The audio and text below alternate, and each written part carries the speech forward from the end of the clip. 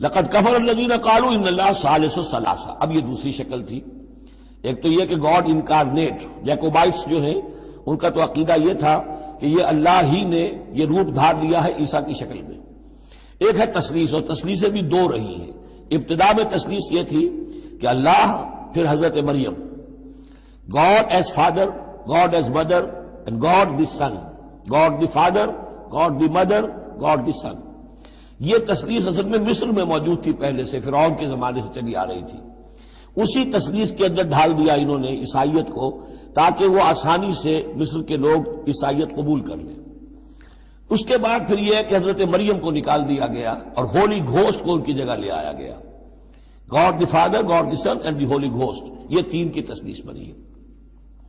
لقد کفر الذین قالوا ان اللہ ثالث ثلاثہ. یقیناً کفر کیا ان لوگوں نے جنہوں نے کہا ہے کہ اللہ تین میں کا ایک ہے، تین میں کا تیسرا ہے. وما من الہ الا الہ واحد، جبکہ حقیقتاً نہیں ہے کوئی الہ سوائے ایک الہ واحد کے. وَإِن لَّمْ يَنْتَهُوا عَمَّا يَقُولُونَ، اور اگر یہ باز نہ آئے اس سے جو کچھ کہہ رہے ہیں، لَيَمَسَّنَّ الَّذِينَ كَفَرُوا مِنْهُمْ عَذَابٌ أَلِيمٌ، تو ان میں سے جو کافر ہیں ان پر بہت سخت عذاب آ کر رہے گا.